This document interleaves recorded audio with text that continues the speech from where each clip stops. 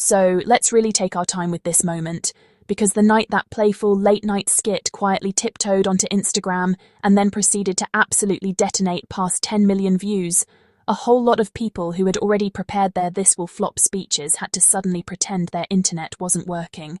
10 million plus views. Let that number sit for a second.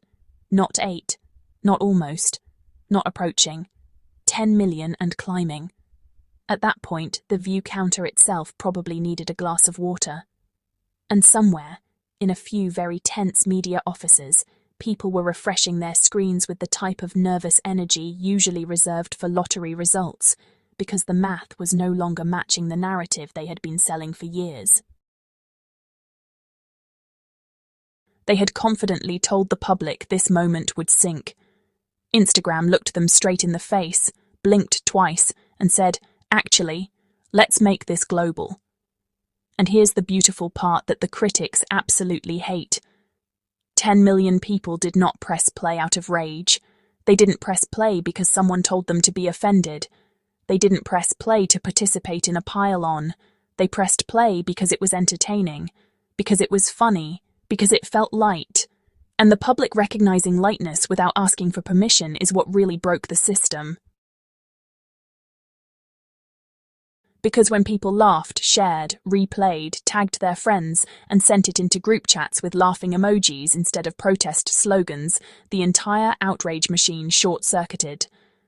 The meltdown that followed didn't come from viewers. It came from commentators watching their carefully built storm clouds evaporate in real time. Now let's address the so-called crime that certain people tried to elevate into a global diplomatic incident. The idea that Harry mocked Trump. You would think, based on the volume of dramatic commentary that followed, that sirens had gone off, that world leaders were emergency summoned, that treaties were trembling. And yet, what actually happened was far less cinematic. A man participated in a satirical comedy skit on a late-night satire show that has spent decades joking about literally everyone. Yes, the shock. Yes, the horror. Comedy. On a comedy show, it's like walking into a bakery and being outraged that there is bread. The logic collapsed immediately, but the dramatics kept galloping along anyway, because some people simply cannot survive without a headline filled with 2 verbs and a scandal. The skit itself was playful, exaggerated, theatrical, and intentionally ridiculous. It was built around parodying the idea of power, not attacking the humanity of any individual. Satire always targets spectacle, ego, performance, and public behavior. It doesn't operate as a policy briefing. It operates as cultural commentary. And Harry met that tone exactly where it lived. He didn't overplay it. He didn't undercut it.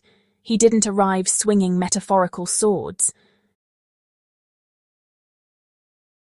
He simply participated in the energy of the room, relaxed, aware, and completely at ease. And that ease is what truly rattled people far more than any joke ever could. Because for years the preferred image of Harry in certain media spaces has been a man permanently frozen in distress, bitter, isolated, haunted, punished for daring to live differently.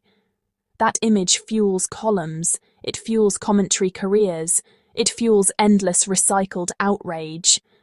But there he was on that stage, smiling, comfortably trading lines, looking like someone who had actually found peace in his own skin. And nothing terrifies certain critics more than a man they were supposed to have broken appearing unbroken on a global stage. So, what followed wasn't genuine offence, it was narrative panic. First they said nobody cared, then the views jumped, then they said the views didn't matter. Then the clip crossed 10 million and suddenly everyone who claimed irrelevance was writing think pieces, recording reaction videos, and debating it on panels like their rent depended on it. Which, let's be honest, it probably did. The same mouths that said no one is watching were suddenly glued to the very screen they declared meaningless. The contradiction wasn't subtle. It was loud, sweaty, and slightly comedic in itself. And Instagram, bless its algorithmic heart, does not negotiate with fragile egos. It answers only to engagement. And engagement said very clearly, people liked the moment. Not in a complicated way, not with footnotes. They simply enjoyed it. They laughed, they shared it, they saved it, they clipped it, they turned it into memes. When the memes arrive, the outrage campaign is officially dead on arrival. Because Gen Z does not meme what they find offensive, they meme what they find entertaining. And they memed this. What the audience reacted to wasn't politics. It was personality, timing, charisma, the visible absence of bitterness, the rare sight of someone who has lived under relentless surveillance, choosing to exist in a space of playful absurdity without flinching. People saw a man who wasn't performing suffering for consumption. They saw a man enjoying a moment, and that landed far more deeply than people like to admit. The irony, of course, is delicious. For years, Harry was framed as too serious, too heavy, too intense. Then the moment he shows up light-hearted and relaxed, suddenly that's also wrong.